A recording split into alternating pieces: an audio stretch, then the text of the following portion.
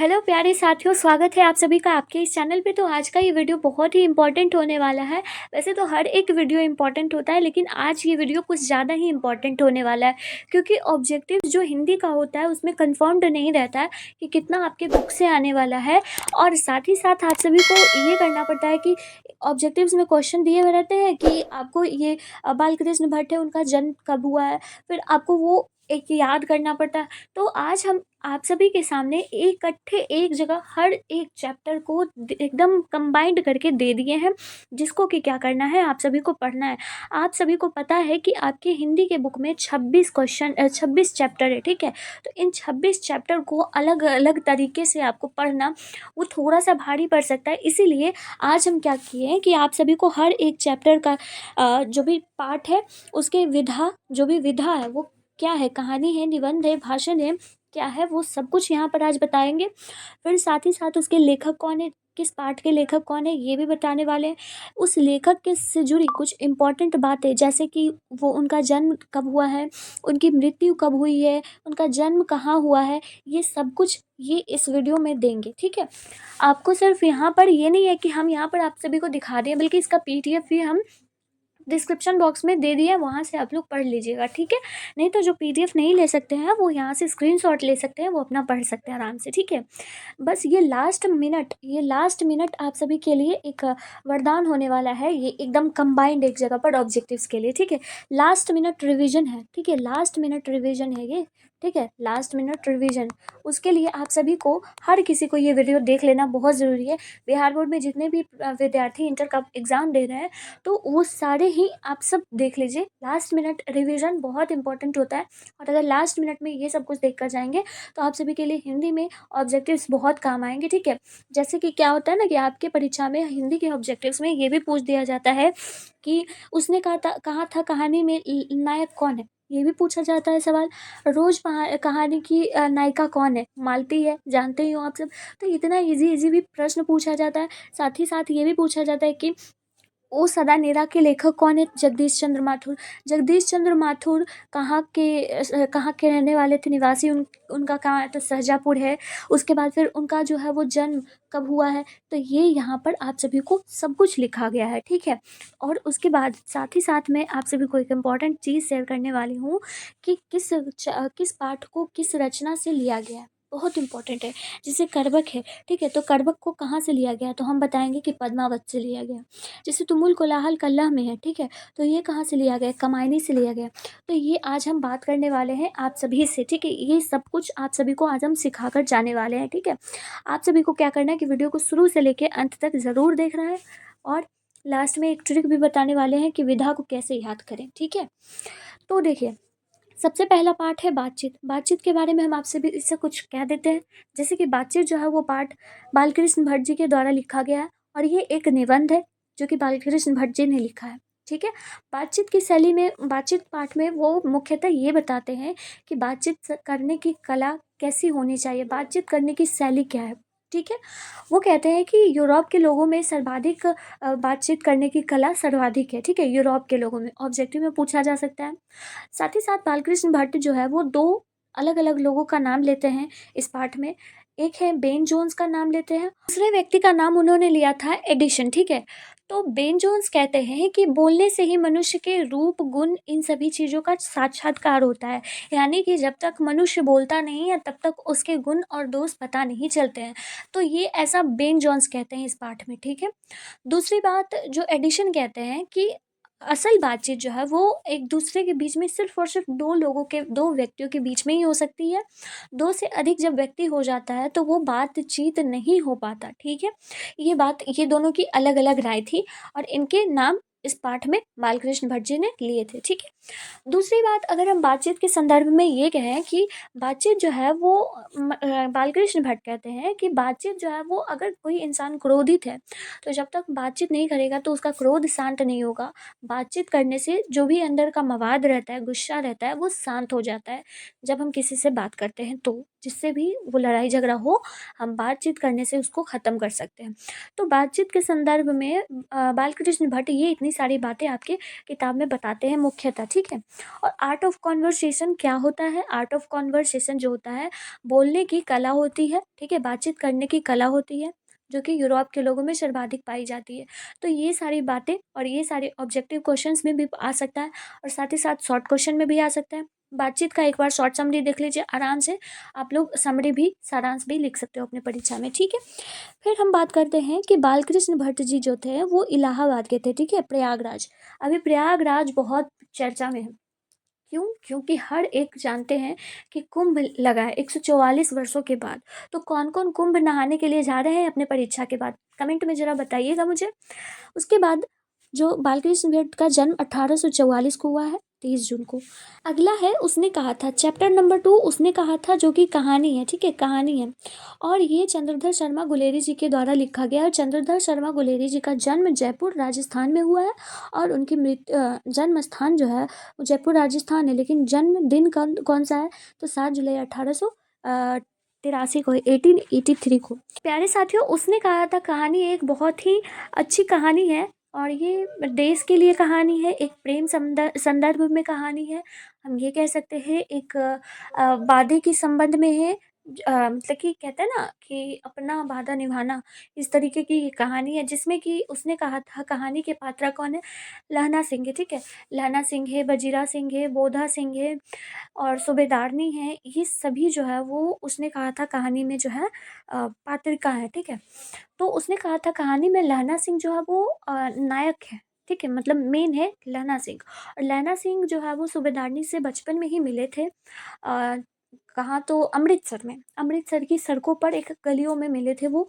और उन्होंने बचाया था सूबेदारनी को, उस लड़की को बचाया था उन्होंने बचपन में ही। और उसी टाइम पर वो बचपन में ही लहना सिंह उस लड़की से पूछा करते थे हमेशा कि क्या तेरी कुड़माई होगी? यहाँ पर हम बताना चाहेंगे कि कुड़माई का अर्थ होता है मंगनी, ठीक है। तो वो हर बार यही सवाल पूछते थे, और हर बार वो लड़की इनसे यही कहती थी कि धत तेरी की, ऐसे कहकर वो चली जाती थी वहाँ से। हर बार जब भी वो दूध लाने जाते या फिर कोई सामान से मार्केट से सामान लाने जाते, तो वो यही सवाल पूछते कि क्या तेरी कुड़माई होगी?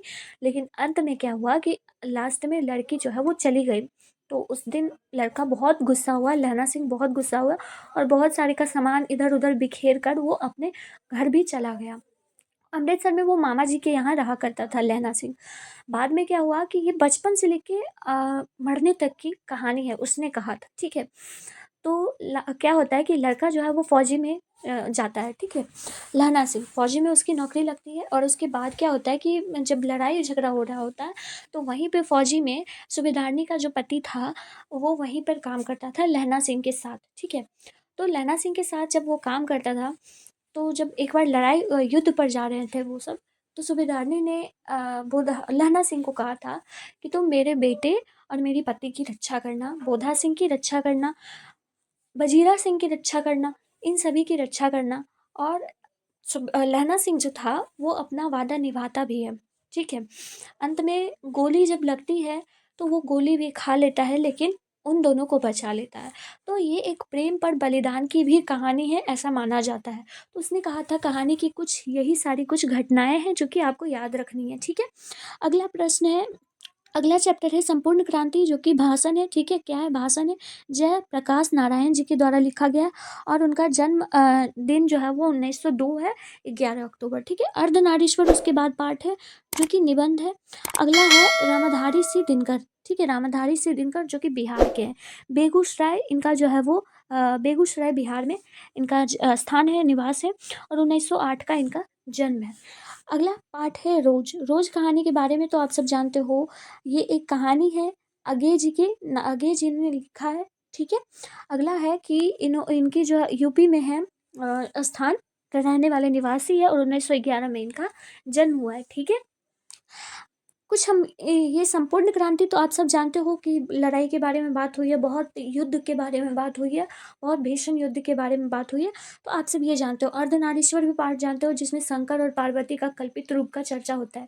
यानी कि शंकर और पार्वती की कल्पित रूप का चर्चा होता है, उसको उदाहरण लेकर हम नर और नारी को किस तरीके से कैटेगराइज करते हैं, बांटते हैं, वो यहाँ पर बताया गया है कि नारी घर में अछोड़न पछोड़न करती है, नर जो होता है वो बाहर में खेतों में कुदाल चलाता है। तो नारी की पराधीनता कब से प्रारंभ हुई? तो कृषि जब आया तभी से। तो ये कुछ प्रश्न होते हैं जो अर्धनारीश्वर से पूछे जाते हैं। रोज कहानी मालती मालती है और गैंग्रीन, इसका कुछ कुछ इंपॉर्टेंट है। गैंग्रीन है, मालती है और अगेजी है। अगे और मालती जो है वो एक दूसरे के बचपन के दोस्त थे, ठीक है, बचपन के दोस्त थे।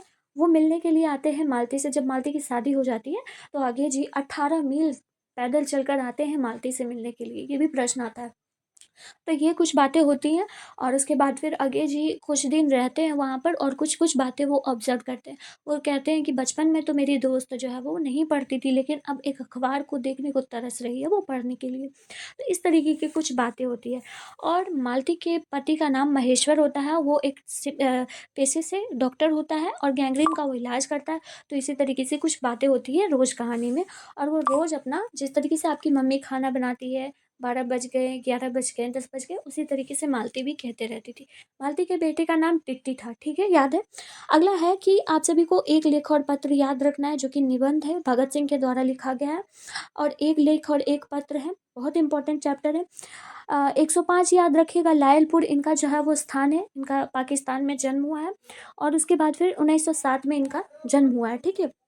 ओ सदानीरा निबंध है, जो कि जगदीश चंद्र माथुर के द्वारा लिखा गया है। और शाहजहाँपुर में इनका जन्म है, स्थान है, और यूपी में है, ठीक है। तो अधिकतर जो है वो आपको यूपी के ही दिखेंगे। 1917 में इनका जन्म हुआ है। अगला क्या है? सिपाही की माँ। सिपाही की माँ देख लीजिए, एकांकी है, मोहन राकेश द्वारा रचित है। ये अमृतसर पंजाब में ये हुआ है, मतलब कि इनका जन्म हुआ है मोहन राकेश का। 1925 में इनका जन्म हुआ है, ठीक है। लगभग सब 2-5 साल के छोटे बड़े दिख रहे हैं। प्रगीत और समाज आत्मकथा है, प्रगीत और समाज आत्मकथा है। एक सेकंड रुकिएगा। प्रगीत और समाज जो है वो निबंध है, ठीक है, आलोचनात्मक निबंध है। यहाँ उल्टा लिखा गया है, ठीक है। थोड़ा सा यहाँ पर करेक्ट कर लीजिएगा, जो भी पीडीएफ लेंगे करेक्ट कर लीजिएगा यहाँ पर। ये जो है वो प्रगीत और समाज आलोचनात्मक निबंध है। और जूठन पाठ जो है वो आत्मकथा है। आत्मकथा से हम यहाँ पर याद कर सकते हैं कि जूठन जो है वो हम अपने अपने ही लोगों का खाते हैं। तो आत्म मतलब अपने, समझ गए। तो देखिए, प्रगीत और समाज के राइटर नामवर सिंह है, वाराणसी में इनका जन्म हुआ 1927 के, ये हैं। जूठन पाठ में ओम प्रकाश वाल्मीकि जी ने लिखा है, ठीक है। इनके बारे में मेंशन नहीं किया गया, कर लीजिएगा अगर आपको समय होगा तो। हंसते हुए मेरा अकेलापन डायरी है, मल्लेश जी के द्वारा लिखा गया है। तिरिश जो है वो कहानी है, उदय प्रकाश का कहानी है ये। शिक्षा जो है वो संभाषण है, जिद्दू कृष्ण मूर्ति का संभाषण है। और इनका जो जन्म है आंध्र प्रदेश में हुआ है 1895 में, 1895 में। ये सारा याद रखिएगा आप सब, ठीक है।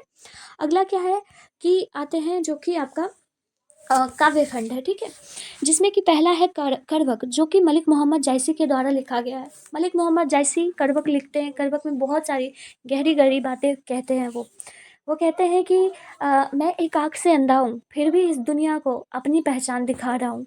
जैसे वो कहते हैं कि चंद्रमा में भी दाग है, लेकिन फिर भी वो इस जग को रोशन कर रहा है। उसी तरीके से वो कहते हैं कि रूप नहीं सही है, रूप से कुछ नहीं होता, गुण गुण होना ज़रूरी है, गुण आवश्यक है, ठीक है। इंसान का देह शरीर मर जाता है, लेकिन उसका गुण, वो उसका लक्षण जो व्यवहार होता है वो इस जग में भाता रहता है। इस जग में हर व्यवहारिक लोगों को याद किया जाता है, ठीक है। तो वो कुछ इस तरीके की बातें करते हैं अपने करवक में, और भी महत्वपूर्ण बातें करते हैं जो कि आपको जान लेने हैं, बहुत ही इंपॉर्टेंट है, ठीक है।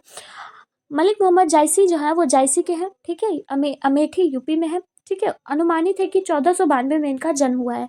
सूरदास के पद, सूरदास के पद, सूरदास ने किन के बारे में लिखा है, जरा कमेंट में मुझे बताइएगा आप सब। उसके बाद दिल्ली के निकट के ये रहने वाले थे सूरदास। अनुमानित है कि 1478 में इनका जन्म हुआ है। तुलसीदास के पद, तुलसीदास जो है वो किन के बारे में लिखते हैं, सीता जी के बारे में, सीता और राम जी के बारे में, ठीक है। जिसमें वो राम जी से बात करना चाहते हैं, राम जी से मुलाकात करने चाहते हैं तुलसीदास जी। और वो मुलाकात के लिए वो सीधे राम जी को ना कहकर वो सीधे सीता माँ को कहते हैं कि वो उनको समझाएंगी, क्योंकि एक माँ जो होती है वो दयनीय होती है। वो कोमलता से, नम्रता से राम जी को समझाएंगी और उनका सलाम देंगी। इस तरीके से तुलसीदास जो है वो अपने पद में बताते हैं। अनुमानित है कि 1543 में इनका जन्म हुआ है। छप्पय जो है वो नावादास जी के द्वारा लिखा गया है। दक्षिण भारत वृंदावन के ये मतलब कि इनका जन्म स्थान है। 1570 में इनका जन्म हुआ है। कवित्व जो पाठ है वो भूषण जी के द्वारा लिखा गया है। टिकवापुर में इनका जन्म स्थान है, यूपी में है। 1613 में इनका जन्म हुआ है। तुमुल कोलाहल कला जो जय शंकर प्रसाद जी के द्वारा लिखा गया है, वाराणसी के है। 1889 का इनका जन्म हुआ है। पुत्र वियोग सुभद्रा कुमारी चौहान के द्वारा लिखा गया है। 16 अगस्त 1904 का इनका जन्म हुआ है। पुत्र वियोग बहुत ही अच्छा चैप्टर है, जो कि एक बेटे के मर जाने पर शोक की तरह लिखा गया है। उषा जो पाठ है वो शमशेर बहादुर सिंह के द्वारा लिखा गया है, और ये देहरादून के हैं, उत्तराखंड में। ठीक है। 1911 में इनका जन्म हुआ है। जन जन का चेहरा एक मुक्ति बोध ने लिखा है। ठीक है। इनका पूरा नाम गजानंद माधव मुक्ति बोध है। ठीक है। 1917 में इनका जन्म हुआ है।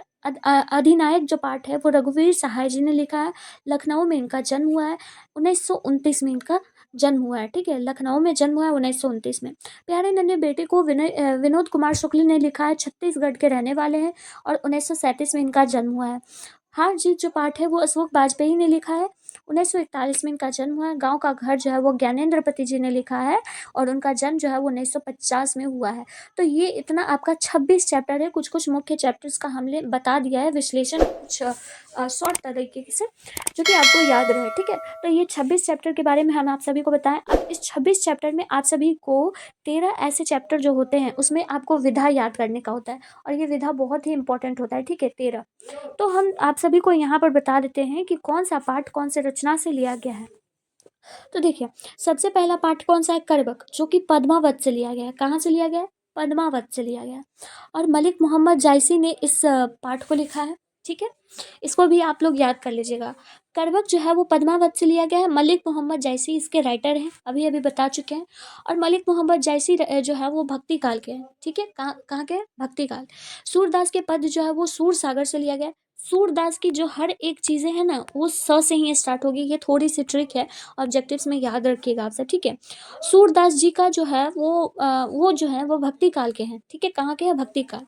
नावादास जो है वो भक्तमाल है, भक्तमाल से लिया गया है। नावादास के पद जो है वो जिसको छप्पे बोलते हैं ना, नावादास के पद जो है वो भक्तमाल से लिया गया है, और इनके राइटर कौन है? नावादास। भक्ति काल के हैं ये भी। ठीक है। भक्ति काल। अगला क्या है? तुमुल कोलाहल कला, जो कि कमायनी से लिया गया है। बहुत इंपॉर्टेंट है, कमायनी से लिया गया है। जयशंकर प्रसाद जी इसके राइटर है, और जयशंकर प्रसाद जी जो है वो आधुनिक काल के हैं। कौन से काल के? आधुनिक काल के हैं। आधुनिक काल के हैं, लेकिन साथ साथ इनको छायावाद कभी भी कहा जाता है। ठीक है। याद रखिएगा सारी बातों को। पुत्र वियोग जो है वो मुकुल से लिया गया है, या फिर अन्य कविताएं से लिया गया है। ठीक है। कहाँ से? मुकुल से या फिर अन्य कविताएं से लिया गया है, जो कि सुभद्रा कुमारी चौहान ने लिखा है। ठीक है। अगला क्या है? अधिनायक। अधिनायक जो वो आत्मकथा है, सॉरी, आत्महत्या के विरुद्ध से लिया गया है अधिनायक। ठीक है। और साहित्य अकेदमी से पुरस्कारित है आत्महत्या के विरुद्ध। साहित्य अकेदमी से पुरस्कारित है ये वाला। ठीक है। याद रखिएगा। रघुवीर सहाय जो है वो इसके लेखक है अधिनायक के। ठीक है। प्यारे नन्हे बेटे को जो है वो लिया गया है। वह आदमी नया गर्म कोट पहनकर चला गया विचार की तरफ। देखिए, ये जो इसके राइटर हैं प्यारे नन्हे बेटे विनोद कुमार शुक्ल ने लिखा, और ये जो है वो आधुनिक काल के हैं। ये याद रहना चाहिए आप सभी को। ठीक है। अगला क्या है? हार जीत। कहीं नहीं वहीं से लिया गया है। कहीं नहीं वहीं से, हार जीत। ठीक है। याद रखिएगा। अशोक वाजपेयी इसके राइटर है, और कहीं नहीं वहीं जो है वो साहित्य अकेदमी से पुरस्कारित है। ठीक है। इसमें जब अशोक वाजपेयी जब लिखे हैं तो इनको साहित्य अकेदमी पुरस्कार मिली है इस पाठ के लिए। ठीक है। गांव का घर जो है वो संस्यात्मा से लिया गया है। ठीक है। ज्ञानेंद्रपति जी इसके राइटर है। प्रगीत और समाज जो है वो वाद विवाद संवाद से लिया गया है। कहाँ से? वाद विवाद संवाद। नावर सिंह जो है इसके राइटर है। सिपाही की माँ जो है वो एक एकांकी है। ठीक है। और ये कहाँ से लिया गया? अंडे के छिलके तथा अन्य एकांकी से लिया गया है। ठीक है। याद रहेगा आप सभी को। मोहन राकेश इसके राइटर है। ओ सदानीरा जो है वो बोलते छंद से लिया गया है। कहाँ से? बोलते छंद से। और इसके राइटर कौन है? जगदीश चंद्र माथुर, जो कि निबंध है। ओ सदा नीरा। तुलसीदास के पद जो है वो विनय पत्रिका से लिया गया है। तुलसीदास इसके राइटर हैं। कवित्त पाठ जो है वो छत्रसाल दशक से लिया गया है, ठीक है, और ये इसके राइटर जो है वो भूषण है। तो आपको ये इतना याद रहना चाहिए, क्योंकि इससे प्रश्न आप सभी की परीक्षा में पूछा जाता है कि कौन सा पाठ जो है वो कहाँ से लिया गया है, तुमुल कोलाहल कहाँ से लिया गया है, कमायनी से लिया गया है, तो ये इतना याद होना चाहिए। अब हम लास्ट में आप सभी को ये बता देते हैं कि इसमें आपको याद रखना है कि कौन सा कहानी है, कौन सा एकांकी है, क्योंकि काव्य खंड जो भी आपकी पोयम वाली चैप्टर्स है उसमें तो पता है कि वो सारे पोयम है, लेकिन जो भी कहानी वाली चैप्टर उसमें कभी में किसी में निबंध आ जाता है, किसी में एकांकी आ जाता है, किसी में कहानी याद आ जाता है, तो ये याद रखना जरूरी है। कोई आत्मकथा है तो ये कैसे याद रखें, इसको याद रखने के लिए बहुत ही छोटा सा बात आप सभी को याद रखना है। वो बात क्या है कि उसने रोज तिरछी नजरों से देखिए क्या है, उसने रोज तिरछी नजरों से कहा कि नारी की बात सदा गीत और लेख से संबंधित होती है। जैसे कोई लड़का है, ठीक है, कोई भी है, तो उसने कहा, जैसे हम पहले ये वाली बात करते हैं, ठीक है, ये वाली बात क्या है कि नारी की बात सदा गीत और लेख से बंधा होता है। जो नारी होती है, नारी जो भी बात बोलती है, उसकी जो बातें होती है हमेशा, मतलब कि सदा गीत और लेख से संबंधित होता है, बंधा हुआ होता है, ठीक है। तो ये लाइन अगर आप सभी को याद रहेगा तो आप आराम से लिख पाओगे। यहाँ पर नारी से क्या हो जाएगा, यहाँ पर नारी से हो जाएगा कि अर्धनारीश्वर पाठ है, ठीक है, क्या हो जाएगा, अर्धनारीश्वर पाठ, याद रहेगा। यहाँ पर बात से हो जाएगा कि हमेशा बातचीत, मतलब कि बातचीत। यहाँ पर सदा से क्या हो जाएगा कि ओ सदा नीरा, क्या हो जाएगा, ओ सदा नीरा। गीत से क्या हो जाएगा, प्रगीत और समाज, ठीक है। लेख से क्या हो जाएगा, एक लेख और एक पत्र, ठीक है। अगला क्या है, बंधा। बंधा का मतलब अलग मत समझ लीजिएगा, बंधा गोभी। बंधा का मतलब हो गया यहाँ पर निबंध, क्या हो जाएगा, निबंध, जो कि अब आप इसको अच्छे से समझ लीजिए कि बातचीत पाठ, प्रगीत और समाज, अर्धनारीश्वर, ओ सदा नीरा, एक लेख और एक पत्र क्या है, एक, ये सारे जो है वो निबंध है, ठीक है, समझ गए। तो कौन कौन सा पाठ निबंध है, आप समझ लीजिए, बातचीत, प्रगीत और समाज, अर्धनारीश्वर, ओ सदानीरा, एक लेख और पत्र क्या है, निबंध है। याद होना चाहिए, इसको अभी पेज निकालिए, कॉपी में लिख लीजिए, नहीं तो पीडीएफ से पढ़ लीजिए, कि ये इतना याद रहेगा आराम से। ये सारे निबंध है। ये कितना चैप्टर हुआ, 1 2 3 4 5, 5 चैप्टर ऐसे हैं जो निबंध है, ठीक है। अगला हम बात करते हैं कि और भी बाकी है, वो क्या है। अब देखिए, उसने कहा था, देखिए ये वाला जो ये वाला जो है ये पूरे में आ जाएगा, ठीक है। क्या है कि उसने रोज तिरछी नजरों से कहा, क्या कहा, उसने रोज तिरछी नजरों से कहा कि नारी की बात सदा गीत और लेख से बंधा होता है, समझ गए। अब इसमें हम क्या समझेंगे कि उसने कहा था, कहानी, तिरिच और रोज पाठ, और ये तीनों जो है वो कहानी है। कौन कौन सा, उसने कहा था, तिरिच, रोज पाठ, ये सारा क्या है, ये सारा जो है ये कहानी है, याद रहना चाहिए, ठीक है। क्या है, रोज कहानी, उसने कहा था, तिरिच, ये सारे क्या है, कहानी है, समझ गए बात। मतलब कि 3 पाठ ऐसे जो है वो कहानी है, ठीक, और 5 पाठ ऐसे जो है वो क्या है, वो निबंध है। तो टोटल कितना पाठ हो गया, 5 पाठ और प्लस 3 पाठ, 8 पाठ हो गया, जो मतलब कि निबंध और कहानी हो गया डिसाइड। अब बचा कितना पाठ, 5 पाठ और बचा, तो 5 पाठ को हम यहाँ से समझ लेते हैं क्या है। देखिए 5 पाठ जो ऐसे हैं वो क्या है, जूठन को आप समझ सकते हो, जूठन जो है वो आत्मकथा है। यहाँ पर ये अलग अलग हो गया, इसलिए थोड़ा सा ध्यान दीजिएगा, मिस्टेक्स हो गया, ठीक है। जूठन जो है वो आत्मकथा है। इसको कैसे याद रखेंगे, क्योंकि हम जूठा किसी का खाते हैं, दूसरे के लोगों का जूठा नहीं खा सकते, अपने लोगों का जूठा खा सकते हैं, ठीक है, अपने परिवार का जूठा खा सकते हैं, यानी कि आत्मा, अपने लोग जो होते हैं वो आत्मा से जुड़े होते हैं, तो आत्मकथा, समझ गए। जूठन जो है वो आत्मकथा है, क्या है, जूठन जो है वो आत्मकथा है, जो कि ओम प्रकाश वाल्मीकि जी का बचपन का कहानी है, और वो आज क्या है और बचपन में क्या थे, वो पूरी कहानी उन्होंने लिखी है, मतलब कि आत्मकथा उन्होंने लिखी है, ठीक है। एक आप सभी का ये कंप्लीट होता है, तो बचा कितना, अब 4 बचा। 4 एकांकी, सिपाही की माँ जो है वो एकांकी है, रटते रहिए ना, जो नहीं याद होता है उसको रटते रहिए, सिपाही की माँ एकांकी, सिपाही की माँ एकांकी, सिपाही की माँ एकांकी, ठीक है, इस तरीके से। अगला क्या है कि बातचीत जो है वो निबंध है, बातचीत निबंध है, ये बता चुके कि ललित निबंध होता है ये।